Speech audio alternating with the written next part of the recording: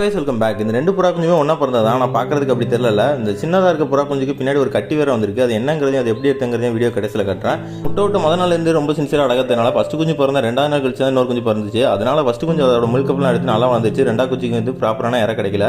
இன்றைக்கி நான் என்ன பண்ண போகிறேன்னா, அதுக்கு வந்து சீடு மிக்ஸ் வந்து எதுவும் என் கையில் இல்லை. அதனால் என்ன பண்ண போகிறேன்னா, ஹார்லிக்ஸ் வந்து கொடுக்கலான்னு இருக்கேன். இது கொடுக்கலாமா இல்லையான்னு கூட எனக்கு தெரியாது.